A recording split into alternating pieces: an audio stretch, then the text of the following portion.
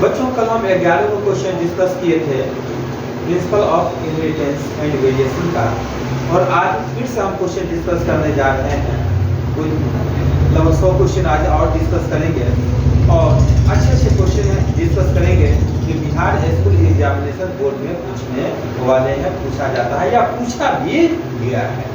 उसके बारे में बहुत सारे ऐसे क्वेश्चन हैं जो ये शॉर्ट टर्म क्वेश्चन मेडिकल में आए हुए हैं, पारा मेडिकल में या सीबीएसई बोर्ड में पूछे जाते हैं।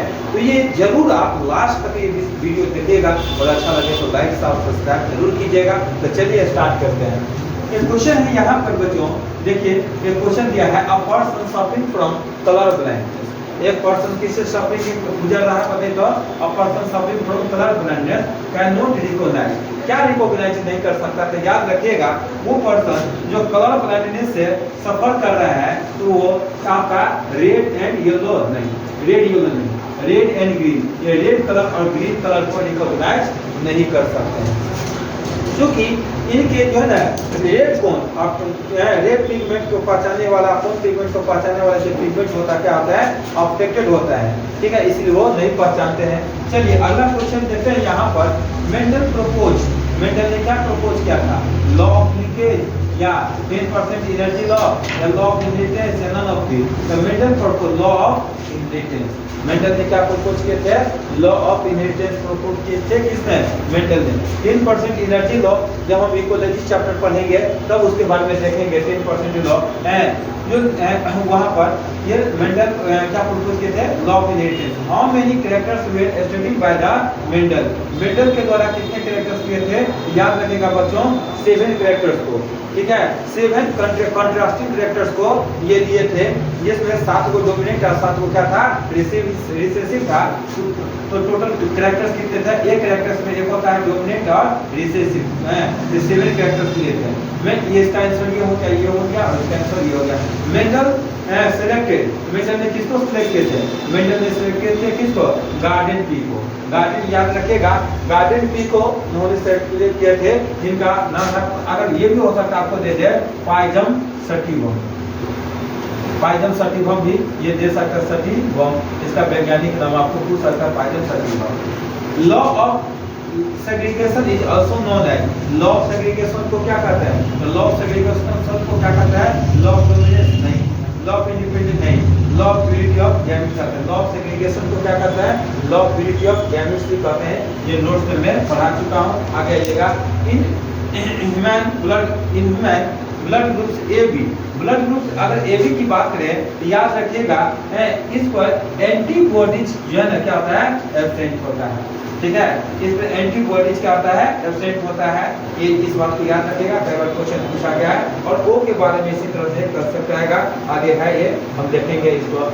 अगला है law of melanin, law of, ठीक है, तो sorry loss of melanin pigment causes, loss of melanin pigment. अगर मेलानिन पिगमेंट का है ना लॉस हो जाएगा तो क्या होगा, इससे कलर ब्लाइंडनेस बताइए। मेलानिन पिगमेंट के स्किन में गड़बड़ी की वजह से डीप पिगमेंटेशन हो सकता है, कभी उससे आंखों की में गड़बड़ी नहीं होगा, डीप पिगमेंटेशन हो सकता है। फेनाइलकेटोनुरिया नहीं, फेनाइलकेटोनुरिया ये यूरिन से रिलेटेड है, ये भी आंसर इसका नहीं हो गया। और ये इसका अल्काटोनुरिया, ये भी इसका आंसर नहीं है, ये क्या होगा, डीप पिगमेंटेशन हो जाता है इसमें, ठीक है। अगला है आरएस फैक्टर, आरएस जो है ये आरएस फैक्टर है, आरएस फैक्टर क्या प्लस इंडिविजुअल जींस में क्या होता है।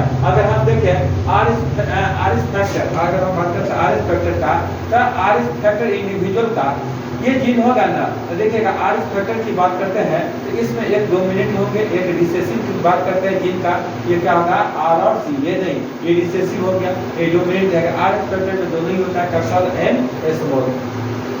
याद रखिएगा ये उतना इंपॉर्टेंट क्वेश्चन लेकिन नहीं है। आगे Mendel was born in, Mendel का जन्म कब हुआ था, तो जल्दी हम कहते हैं मेंडल का बोर्न होगा था 19वीं सेंचुरी में, याद रखिएगा।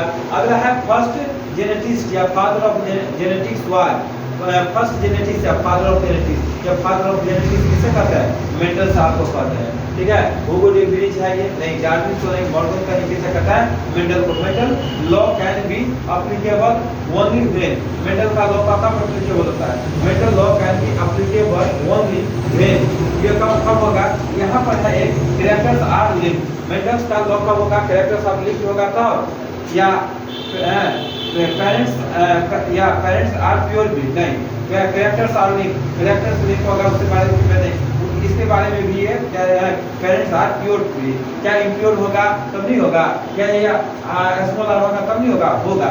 F1 generation in monohybrid show two types of individual, F1 generation in monohybrid show two types of individual, नहीं मोनोहाइब्रिड में एक ही प्रकार के इंडिविजुअल शो करता है। अगर मान लीजिए ये है और इसमें ये एक ही प्रकार के टोले होगा, दो प्रकार के नहीं होते हैं, इसलिए भी नहीं होगा। One pair of contrasting characters depends on another pair, ठीक है, ये आंसर सही है।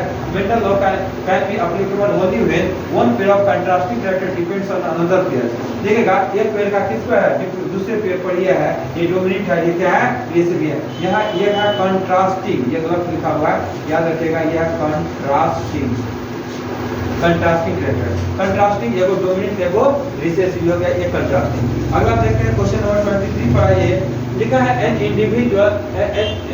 Individual with two identical allele, एक इंडिविजुअल में दो आइडेंटिकल एलील है, ये क्या होगा? दो आइडेंटिकल एलील है बच्चे, या तो ये होगा ऐसे या ये होगा, ये जो भी होगा ये क्या है? ये तो चाहे हो डोमिनेंट हो चाहे रिसेसिव, क्या हो जाएगा? होमोजाइगस। उसके बाद क्वेश्चन नंबर डी पढ़ा जाएगा, आता है true hybrid condition.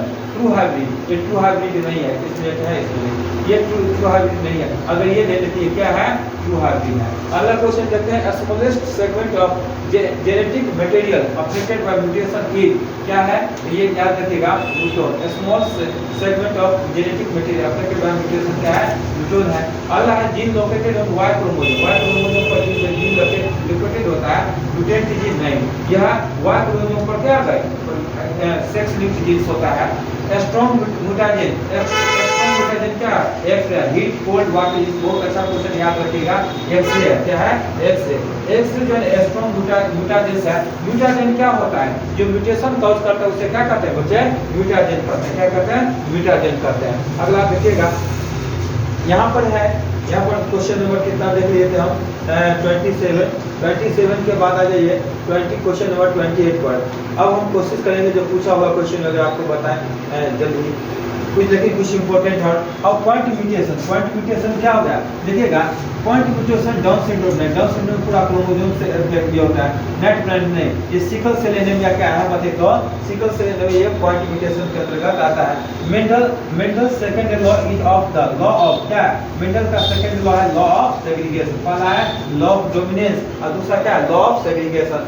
An organism with two unlike genes of a trait is called, क्या? Unlike, like नहीं, unlike। अगर ये है किसी trait के लिए तो क्या होगा? देखो heterozygous। An organism with two unlike genes of a trait is called, क्या? देखो heterozygous। Mental law were rediscovered by, ये तीन साइंटिस्ट के द्वारा दिया गया, कार्ल कोरेंस, टेसन मार्क और हुगो डी व्रीज। आंसर क्या चला जाएगा बच्चे? ये ऑल ऑफ डी चला जाएगा। Mendel's formulated the law of purity of gametes on the basis of, किसके आधार पर? Mendel's formulated the law of purity of gametes on the basis of monohybrid. Test cross नहीं या बैक क्रॉस नहीं, किसके आधार पर किए थे? ये मोनोहाइब्रिड क्रॉस पर किए थे। Exception of Mendel's law is, Mendel's law का एक्सेप्शन क्या है? मेंडल्स लॉ का एक्सेप्शन लॉ ऑफ डोमिनेंस, ये यहाँ पे दिया ही था, purity of gamete. Law of dominance को जो प्यूरिटी ऑफ गैमेट्स भी कहते हैं, इंडिपेंडेंट नहीं। ये क्या है? आपका लिंकेज, ये क्या हो जाएगा? इसका आंसर लिंकेज चला जाएगा, ठीक है। Linkage, exception of Mendel's law क्या है? ये लिंकेज है, ठीक है।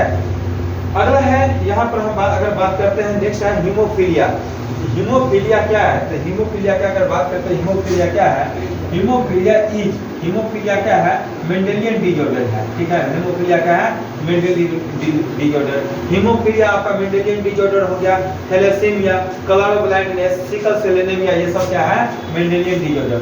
Down syndrome is a, Down syndrome क्या है? Turner syndrome, Down syndrome, Klinefelter syndrome, ये सब जितने भी सिंड्रोम है ये आपका क्या है? डाउन सिंड्रोम, ये आपका क्रोमोसोमल डिसऑर्डर है। Down syndrome is a Mendelian disorder नहीं, Down syndrome is a chromosomal disorder. क्या होगा? Chromosomal disorder. आंसर चला जाएगा ये chromosomal disorder. Punnett square developed by, याद रखिएगा रेजिनाल्ड के द्वारा ये दिया गया था। पॉनेट स्क्वायर जैसे होता है ना, यहाँ पर लिखते हैं कैपिटल टी, जिसको स्मॉल टी, और इसको इसे कितने प्रकार के बन जाएगा? 2 प्रकार के गैमेट, इसको इसे कर दिए हैं, और इसे कितने प्रकार के? 2, इसको इसे कर दिए। ये हुआ पॉनेट स्क्वायर। ये देखिए इसका ये हो गया, ये हो गया capital T small T, capital T small T, capital T small T. ये क्या है आपका? पॉनेट स्क्वायर है, इसी को कहते हैं पॉनेट स्क्वायर, ठीक है। आगे देखिएगा, देखा Mendel published his work on inheritance of character. तब याद रखिएगा 1865 उन्होंने 56 से लेकर 1863 तक उन्होंने एक्सपेरिमेंट किए थे। 1856 से लेकर 1863 तक, और 2 साल के बाद 1865 ईस्वी में उन्होंने अपना science journal nature for central medium में अपना पेपर पब्लिश किए थे। Pairs of contrastive pairs were studied by Mendel in pea. कितने पेयर्स थे? याद रखिएगा 7 पेयर्स थे। 7 पेयर्स ऑफ कंट्रास्ट, क्या बोले? 7 गो डोमिनेंट और 7 गो रिसेसिव था। कितना हो गया? 7 पेयर्स हुआ ना। चलिए अगला क्वेश्चन है, व्हाट इज द, ये होगा, what is the probability of production of dwarf offspring in a cross between 2 heterozygous tall pea plant? तो देखिएगा, what is the probability of production of dwarf offspring in a cross between 2 heterozygous pea plant? अगर 2 heterozygous plant है, ये है heterozygous, ये भी क्या गया? heterozygous। इसका कह रहा है dwarf plant प्रोड्यूस होगा, तो मान लीजिए इससे dwarf है कैपिटल टी स्मॉल टी, इसका क्या हो जाएगा? इसी तरह से capital T small T, capital T small T, capital T small T. अगर ये देखे तो ये प्योर टोल है, दोनों इम्प्योर टोल, लेकिन ड्वार्फ कितना है बताइए तो? ये अगर है ये आपका 25%, ये दोनों 50%, ये कितना परसेंट? 25, तो इसको क्या चला जाएगा? 25%, ठीक है। अगला है inheritance of roan code in cattle is an example of, ये किसका एग्जांपल हो जाएगा? तो ये देखिएगा कोडोमिनेंस। अब कैसे? अगर मान लीजिए रेड आपका है, आपका रेड है, ठीक है, रेड कलर को और व्हाइट कलर है। अगर मान लीजिए इसको स्मॉल ये लिख देते हैं स्मॉल आर से, तो ये मान लीजिए अगर ये मेल है तो क्या फीमेल है, ये है। अगर ये मान लीजिए हैं, ये अगर रेड कलर का क्या है मान लेते हैं आपका काव है, ये क्या ले लेते हैं? बुल लेते हैं। दोनों में अगर क्रॉस कराते हैं तो यहाँ आएगा वो आर, ऐसा नहीं है रेड आएगा, नहीं, रेड भी होगा। उस जानवर में क्या होगा? अगर ये दे देते हैं इस जानवर में रेड भी होगा, व्हाइट भी होगा, रेड भी होगा, चितकबरा जिससे कहते हैं, ठीक है, याद रखिएगा क्या है? चितकबरा। अगला है question, which of the following crosses will give tall and dwarf P plant in the same population? कहता है in same proportion. Same proportion में कौन देता है? तो देखिएगा आपका ये सेम प्रोपोर्शन में देने वाला है, यहाँ पर सेम प्रोपोर्शन में ये कैपिटल टी स्मॉल टी को, कैपिटल टी स्मॉल टी, इसमें कितने प्रकार के गैमेट बनेगा? एक ही प्रकार के। ऐसे कितने प्रकार के बनेगा? इसे बनेगा आपका 2 प्रकार के, ये capital T small T, capital T small T, capital T small T है, सेम प्रोपोर्शन 1:1 का रेशियो ये आ गया। ये टेस्ट क्रॉस रेशियो है, याद रखिएगा, जो कौन है? टेस्ट क्रॉस रेशियो है। आगे देखते हैं, यहाँ पर एक है, तो which of the following is test cross? Test cross क्या है ना, अभी तो बोले थे ना टेस्ट क्रॉस, ये कौन सा टेस्ट क्रॉस है? टेस्ट क्रॉस है। फेनोटाइपिक एंड जीनोटाइपिक रेशियो, बहुत अच्छा क्वेश्चन याद रखिएगा। Phenotypic and genotypic ratio is similar in case of, phenotypic ratio और जीनोटाइपिक रेशियो है, किस में होगा? Incomplete domination. किसमें? Incomplete domination. कैसे होगा इनकम्प्लीट डोमिनेशन में? आइए आपको प्रूफ देते हैं इसके लिए। मान लीजिए एक फ्लावर है, ठीक है, एक फ्लावर ऐसा फ्लावर है है, एक रेड फ्लावर है, ठीक है। कैसा फ्लावर है? Red flower. रेड फ्लावर और व्हाइट फ्लावर को क्या किया? क्रॉस करा दिए हैं। तो यहाँ पर आ गया पिंक आ गया। क्या आ गया? पिंक आ गया। न रेड आया न व्हाइट आया, क्या आ गया? पिंक। नहीं है तो ये देखेगा phenotypic and genotypic ratio is similar in case of है। फिर अच्छा फिनोटाइपिक एंड फिनोटाइपिक रेशियो और genotypic ratio is similar in case of किसमें बताइए तो यहाँ है इनकम्प्लीट डोमिनेंस में। तो क्या गया? ठीक है, यह गया पिंक, यह गया एपोन। इसका अगर बुआ हम सेल्फिंग करवाते हैं, इसका हम क्या करते हैं? सेल्फिंग। तो लीजिए हम क्या करवा रहे हैं? सेल्फिंग। जब इसका सेल्फिंग करवाएंगे तो इससे कितने प्रकार के गैमेट बनेगा? 2 प्रकार के। इससे कितने प्रकार के गैमेट बन जाएगा? 2 प्रकार के। ये कैपिटल आर और स्मॉल आर। इससे भी कितने प्रकार के? 2, कैपिटल आर स्मॉल आर। ठीक है, यहाँ पर देखिए capital R capital R, capital R small R, capital R small R, small R small R. ये जानते हैं रेड काय को है? 1 गो, पिंक काय को है? 2 गो, व्हाइट काय को है? 1 गो। रेशियो क्या? 1:2:1। जो फेनोटाइपिक रेशियो है वही क्या है? जीनोटाइपिक रेशियो है। फेनोटाइपिक रेशियो जीनोटाइपिक रेशियो यहाँ पर क्या है?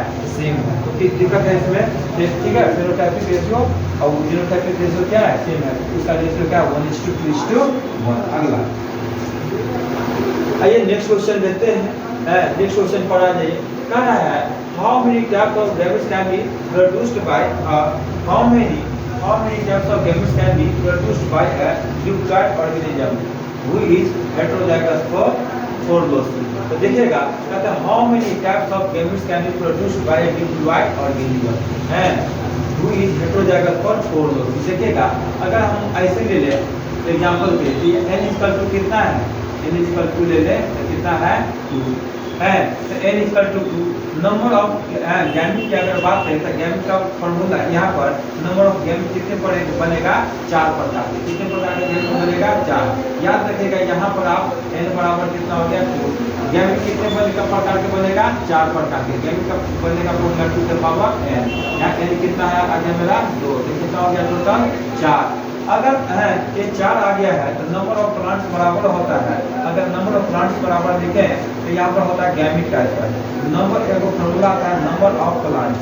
नंबर ऑफ प्लांट्स बराबर आता है गैमेट का स्क्वायर। किसका स्क्वायर? आपका गैमेट का स्क्वायर। गैमेट कितना आ गया? 4। तो 4 का स्क्वायर बराबर कितना हो जाएगा? ठीक है, देखते हैं। अगला है यहाँ पर हम अगर बात करते हैं, देखिएगा law of independent assorted can be explained with the help of law of independent assortment क्या है? Dihedral process. Law of independent याद रखिएगा, law of independent assortment dihedral process हम क्या कर सकते हैं? एक्सप्लेनेशन कर सकते हैं। अगला है the percentage of AB gametes produced by AA BB capital S small है कैपिटल B स्मॉल है करंट विल बी है। तो ऐसा करंट का क्या होगा? ऐसा का अगर हम बात करते हैं the percentage of AB gametes produced by A, ठीक है। यहाँ पर देखिएगा ऐसा का क्या होगा? अगर टोटल बात करते हैं तो इसमें एक रेशियो आता है, टोटल है 4। 16 में कितना है? 4। तो 16 में आपका 4 है, ठीक है। परसेंटेज निकालिए तो 16/4 आता है 100, ठीक है। 25 है, ठीक है, 25% इसका, ठीक है। आगे देखिएगा कुछ chromosomal theory of inheritance for given by certain and Bobby दिए थे क्रोमोसोमल थ्योरी ऑफ इनहेरिटेंस। अगला है मेंडल वर्क वाज रीडिस्कवर्ड कब हुआ था? मेंडल की मृत्यु हुआ था 1884 ईस्वी में। इसके मृत्यु के 16 साल बाद यानी कि कब बताए तो ठीक 19 ईस्वी में 3 साइंटिस्ट है हुगो डेविड, कार्ल कोरेंस और टेस्ला, जिन्होंने इनके काम को डिस्कवर किया। अगला है हुआ यहाँ पर देखिएगा हम बात करते हैं, ये सब क्वेश्चन आते हैं जो इम्पोर्टेंट क्वेश्चन है जो आ रहा है उसी पर आप देते हैं। यहाँ पर यहाँ पर विषय अपने सुटेबल पर एक्सपेरिमेंट होता है लीकेज, ठीक है। हाँ, लीकेज के लिए ठीक है, आप ये कर सकते हैं विषय अपने की सुटेबल पर लीकेज। अगला है यहाँ पर grasshopper is an example of explore type of sex determination in which males have males have या मेल्स हैव वन क्रोमोसोम, देखें ये वो क्रोमोसोम क्या है, ये क्या है, मेल है, एक्सटर्नल कंडीशंस आता है। अगला है number of autosome present in liver cell of man female as, man female के लिवर सेल में कितना होगा ऑटोसोम, बॉडी का मैन कहीं कान दे दे, नाक दे दे, तो हमेशा कितना होगा ऑटोसोम का संख्या 22 होगा, पूरे शरीर में 22 होगा, ठीक है, याद रखिएगा 22 के 22 ना 44, अगर फीमेल है तो 44 प्लस क्या होगा x, कितना पेयर हो गया, ये है 2 है, ये बराबर यहाँ पर क्या है, बोलते हैं ना मेल से आता है, फीमेल से आता है, ये मेल से भी आ गया, ये 22 प्लस कितना हो गया 44 प्लस है, ये कितना कितना पेयर हो गया, कह सकता है 22 पेयर हो गया, नहीं 22 ना 44। अगला है देखिएगा कुछ और क्वेश्चन देखते हैं, इंपॉर्टेंट क्वेश्चन में rate of mutation is affected by, mutation के रेट को किसके द्वारा अफेक्ट किया जाता है, रेट ऑफ म्यूटेशन के पीछे के द्वारा, सही है, एक्स रेट यही जाएगा, इसका आंसर क्या चला जाएगा और। अगला क्वेश्चन है, ठीक है, अगला क्वेश्चन देख लेते हैं, ये यहाँ पर इसको in sickle cell anaemia shape of RBC under oxygen tension become, oxygen tension में यह है ना, ये हो जाता है कैसा, oxygen tension elongated and curve, ठीक है, ये डिस्प्लेग भी है, लेकिन ऑक्सीजन टेंशन में इलोंगेटेड हो जाता है, क्या होता है, कर्व होता है, ठीक है। अगला देखते हैं,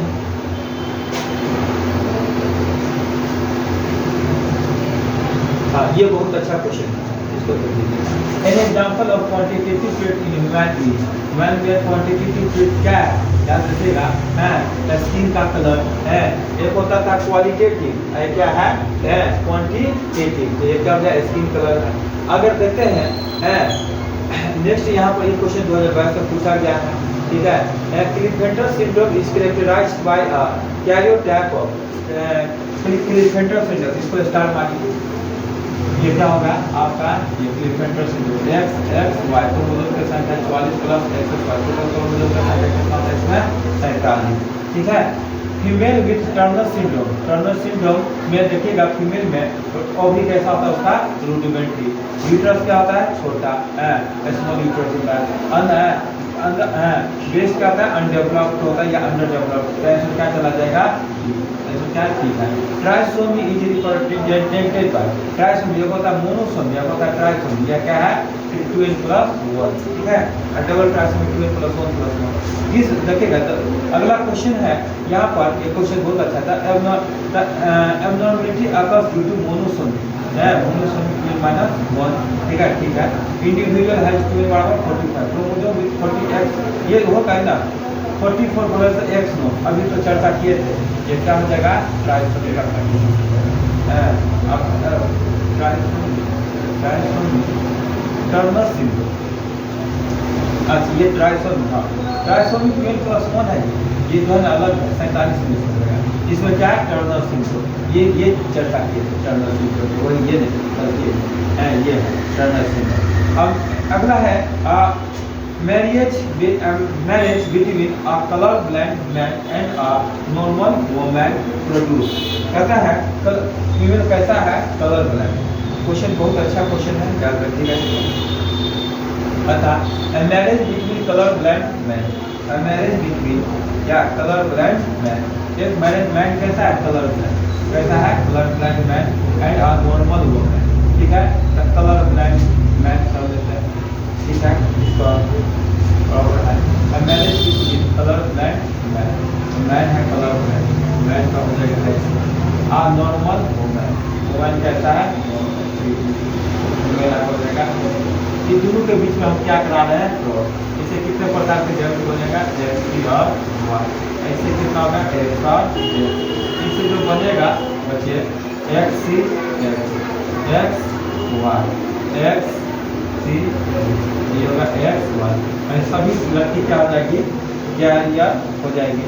तो कहता है a marriage between colour blind man and a normal woman produce all carrier daughter and normal son की बात सही है, और देखिए नॉर्मल जितनी भी संख्या है सब नॉर्मल है, जितनी लड़की क्या है आंसर ये चला जाएगा, बाद में कुछ देख लीजिए। अगला है अ कंडीशन ऑफ अगला देख लीजिएगा क्या कर रहा है। A condition of the karyotype 12 plus 1 12 plus minus 1 and 12 plus minus 2 are called। अगर ये कंडीशन आता है ये कहलाता है NU प्रोवाइड। क्या कहलाता है? NU provide. याद है ना 12 plus 1 को लिखा है आपका ट्राइसोमी और 12 plus minus 1 है मोनोसोमी। इसी तरह से ये है आपका टेट्रासोमी वगैरह से रिलेटेड है। चलिए नेक्स्ट है डीएनए रिकॉम्बिनेंट टेक्नोलॉजी यूजेज। बहुत अच्छा है। डीएनए टेक्नोलॉजी क्या यूज करता है? DNA recombinant technology uses. इसमें क्लोन जो भी होगा क्लोनिंग वेक्टर ये यूज करता है। जेनेटिक्स चैप्टर जो पढ़ाएंगे उस समय यूज करेंगे। ये क्या यूज करता है? Cloning vector. उसके बाद क्या है? रेस्ट्रिक्शन इंड्यूस्ड न्यूक्लियस भी यूज करता है। ये ठीक है। जेल इलेक्ट्रोफोरेसिस ये ठीक है। आंसर क्या चला जाएगा? और अगला क्वेश्चन है ये पूरा दूसरे चैप्टर का गया। Different form of gene are called. बहुत अच्छा क्वेश्चन है। डिफरेंट फॉर्म ऑफ जीन को क्या कहते हैं बच्चों? Different form of gene. Answer क्या है? ये है आपका allele. Different form of allele. याद है एलील का डेफिनेशन हमने बताया था। Allele is the alternative form of gene which are present on the same locus. अगला देखिएगा नेक्स्ट है in a certain taxon of insects, some have 17 chromosomes and the other have 18 chromosomes. The 17 and 18 chromosomes bearing organisms are। ठीक है। तो यहाँ पर देखते हैं हालांकि इस तरह का क्वेश्चन यहाँ पर आपका ये है 17 in a certain taxon of insects, some have 17 chromosomes and the other have 18 chromosomes. The 17 18 chromosomes bearing organism are। तो अभी आपको कुछ देर पहले पढ़ाए थे X नॉट क्या होगा? मेल और XX तब फीमेल। इसमें अगर मान लीजिए 17 है तो यहाँ पर ये क्या है पता है? तो इसका मतलब 16 प्लस X नॉट कितना हो जाएगा? 16 प्लस X कितना हो जाएगा? चलिए अगला क्वेश्चन देखते हैं हम। ZZZW स्टार मान लीजिए। ZZZW type of sex determination is seen in. ये किस में दिखता है? याद रखिएगा ये ऐसा है ना क्वेश्चन कई बार पूछा गया है। ये आपका इस बर्ड्स वगैरह में दिखता है जैसे कि पीकॉक में। The inheritance pattern of A gene over generation among man is studied by the pedigree analysis. Characters studied in the pedigree analysis is equivalent to। देखिएगा ये इसका क्या है? कैसा होता है? मेंडेलियन ट्रेट के बराबर। क्या होता है? मेंडेलियन ट्रेट के बराबर। मैन ब्लड ग्रुप्स O है। मैन ब्लड ग्रुप O में क्या होता है? याद रखिएगा इसमें एंटीबॉडी क्या होता है? एब्सेंट होता है। ये सब कुछ ऐसा क्वेश्चन है डायरेक्ट ये आता है, याद रखिएगा। अगला क्वेश्चन है इसमें बहुत सारे पूछे हुए क्वेश्चन है, इसको जरूर देख लीजिएगा। ठीक है। अगला है purine based on DNA molecule size. Purine based on DNA molecule है। प्यूरिन बेस्ड है ऑन डीएनए मॉलिक्यूल है। अगर प्यूरिन में होता है आपको याद होगा प्यूरिन में AG और एडिनिन 1 ये है। How many nitrogen base pairs are present in a complete rotation of BDNA। How many nitrogen base pairs are present in complete rotation BDNA। हम जो आपको पढ़ाए क्लास में ये BDNA के बारे में एक कंप्लीट रोटेशन अगर करते हैं तो टोटल नाइट्रोजन बेसेस कितना आता है? 10। कितना होता है?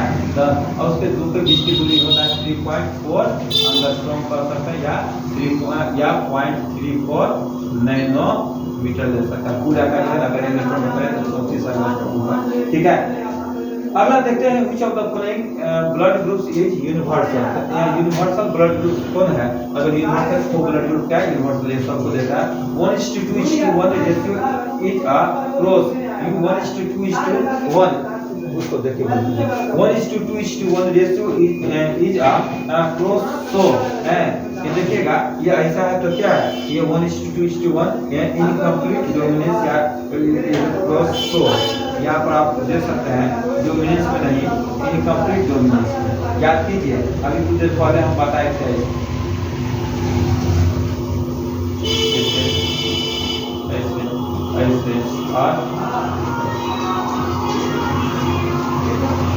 इसमें red pink incomplete dominance. 1:2:1 ratio is is a cross sort incomplete dominance में अगर dominance आता तो फिर 1:1 होने का तो बाकी नहीं है।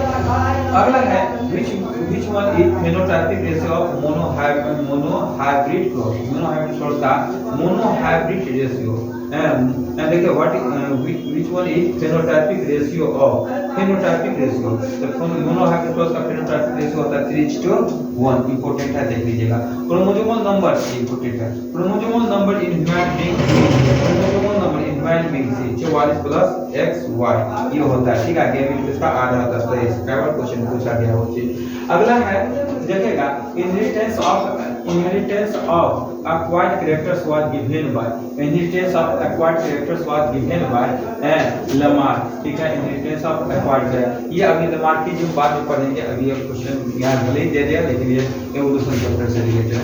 Genes present on same locus having different expressions are called ऐसे को मल्टीपल कहते हैं क्या कहते हैं मल्टीपल एलील ठीक है gene present on same locus having different expressions are called क्या मल्टीपल एलील। अगला क्वेश्चन देखिएगा The human chromosome with highest and least number of chromosomes highest number क्या 1 और least क्या होगा आपको Y इसको भी याद कर लीजिएगा। सिकल सेल एनीमिया क्या शो करता है सिकल सेल एनीमिया आपका ये अगर बात करते हैं तो कोडोमिनेंस देखिएगा sickle cell anaemia codominance cause करता है। सिकल सेल में अगर लेते हैं तो यहाँ जब तक ऐसे न सिकल सेल एनीमिया में काम करते हैं ठीक है सिकल सेल ये हो गया सिकल सेल तो ये है तो कोडोमिनेंस ये जो है ना अगर हम बात करते हैं कोडो sickle cell anaemia show codominance epistasis ये pleiotropy sickle cell anaemia codominance show करता है सिकल सेल एनीमिया नहीं सिकल सेल एनीमिया यहाँ पर इनकम्प्लीट डोमिनेंस के करीब है। Sickle cell anaemia is the example of pleiotropy जो मोटे ये करता है इसे कहते हैं फिलोट्रोपी। यहाँ आंसर इससे कोडोमिनेंस से अच्छा क्या आपका बताइए तो यहाँ फिलोट्रोपी होगा क्योंकि जो एक से ज्यादा कैरेक्टर शो करता है उसे क्या कहते हैं फिलियोट्रोपी कहते हैं क्या कहते हैं फिलियोट्रोपी कहते हैं। अगला है देखिएगा नॉर्मल विजन फीमेल एक नॉर्मल विजन फीमेल है फीमेल कैसे है नॉर्मल विजन बहुत अच्छा क्वेश्चन है। Normal vision female whose father is colour blind female आपका नॉर्मल विजन है इसको और ऊपर ले जाते हैं। फीमेल आपका कैसा है नॉर्मल विजन फीमेल आपका नॉर्मल विजन ये फीमेल है नॉर्मल विजन जिसके पिताजी क्या है normal vision female whose father is colour blind अगर इनके पिताजी अगर कलर ब्लाइंडनेस है एंड ये होगा तो बेटी में यही वाला आया होगा इसका मतलब भले ही नॉर्मल है लेकिन ये क्या पैरेलल है। Marriage and normal vision male normal vision male से क्या करते हैं ये शादी करते हैं ठीक है। What will be the probability of her son and daughter to be colour blind तो इसको ऐसे कर दीजिए x और y इसको कर लेते हैं x c और x इसका ये करते हैं हम लोग बनाते हैं x c y x y तब 50% बॉयज क्या हो जाएंगे बताइए तो 50% नॉर्मल 50% आपका colour blind 50% sons colour blind 50% daughter normal 50% daughter normal इसका मतलब 50% क्या है ये नहीं ठीक है। देखिएगा a child with blood group O has B blood group that father then the father of genotype father का जीनोटाइप इस कंडीशन से याद रखिएगा ये हो जाएगा। अब child with blood group O ये है चाइल्ड का ब्लड ग्रुप क्या है O है इसका मतलब ब्लड बच्चे का क्या होगा I नॉट होगा कर लो तो पिताजी का क्या होगा I नॉट पापा को I नॉट या ये होना चाहिए।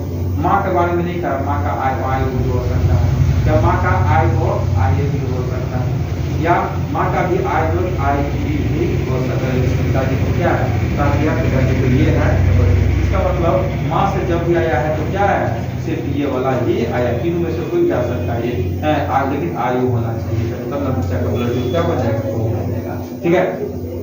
आगे देखते हैं chromosome number in man female chromosome का संख्या 44 प्लस XY यानी कि 46 होता है।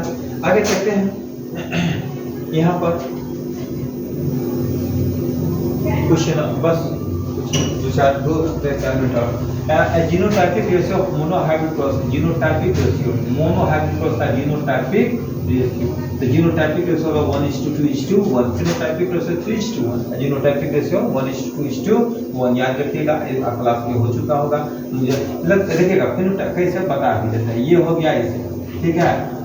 इससे हो गया आपका क्या, ये हो गया, इसका हो गया आपका F1 जनरेशन, जिसका इसका सेल्फ भी करवाते हैं ना, तो कैपिटल टी तो किस हो गया स्मॉल टी, ऐसे करते हैं कैपिटल टी स्मॉल टी, ये हो गया कैपिटल टी स्मॉल टी, ठीक है।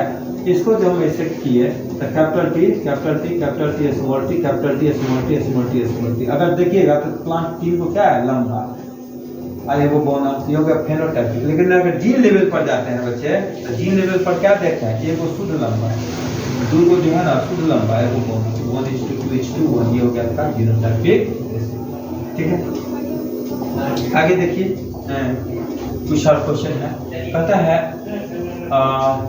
इसको ब्रेवरी इज कंसर्न, याद रखिएगा सैक्रोमाइसिस है, ब्रेवरी से रिलेटेड है, सैक्रोमाइसिस सर्विसी वगैरह से ये फंगाई है, अभी बात नहीं करेंगे। Sickle cell anaemia is related to which type of disease, sickle cell anaemia जानते हैं क्या है, सिकल सेल एनीमिया की अगर बात करते हैं, सिकल सेल एनीमिया ये ऑटोसोमल लिंक डिजीज है, बहुत अच्छा क्वेश्चन याद कर लीजिएगा। Sickle cell anaemia autosomal link disease है, सेल्फ लिंक डिजीज नहीं है, ठीक है।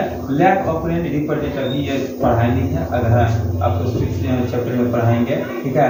रिप्रेसर जीन सिस्टम ठीक है, लेकिन अभी पढ़ाई नहीं। A disease caused by N autosomal primary non disjunction, ठीक है।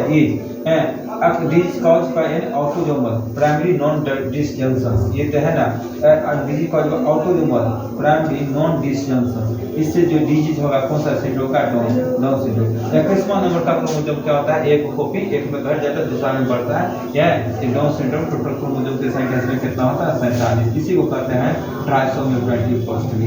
ऑटोक्लोराइडी can be induced artificially by, autopolyploidy जाते हैं आर्टिफिशियली किसके द्वारा, कोल्चिसिन ने कहा, कोल्चिसिन के द्वारा ये होता है। कोल्चिसिन जैसे डालते हैं ना, क्रोमोसोम की संख्या क्या होता है, दुगुना हो जाता है, ठीक है। तो हो गया आपका कोल्चिसिन से होता है। अगला है देखिएगा crossing over variation appears during meiosis stage, meiosis के समय में ये वेरिएशन किसके वजह से होता है, याद रखिएगा। म्यूसिस के समय जो वेरिएशन होता है ये क्रॉसिंग ओवर की वजह से होता है, और independent assortment, variation appears during meiosis due to independent assortment and crossing over linkage, देखिएगा वेरिएशन अपीयर्स ड्यूरिंग म्यूसिस। इसका आंसर तो ये क्रॉसिंग ओवर तो ठीक ही है, और यहाँ पर आंसर जो ए और बी दिया है इंडिपेंडेंट असॉर्टमेंट, इंडिपेंडेंट असॉर्टमेंट तो है वेरिएशन, ठीक है ये होगा, क्योंकि है ना purity of independent assortment, purity of gamete, जब भी क्रॉसिंग ओवर होगा तो क्रॉसिंग ओवर की वजह से वेरिएशन होता ही है। अगर नहीं भी आया है और यहाँ पर इंडिपेंडेंट असॉर्टमेंट है, आंसर दोनों दीजिए, ठीक है। चलिए देखते हैं crossing over is characterised by which stage है, और व्हिच स्टेज क्रॉसिंग ओवर, ये बहुत अच्छा क्वेश्चन है, काफी ज्यादा अच्छा है। Crossing over is characterised by which stage है, आपका आंसर हो जाएगा आपका फैक्टिटी, व्हिच इज डायहाइड्रोल 1:1:1:1, याद रखिएगा।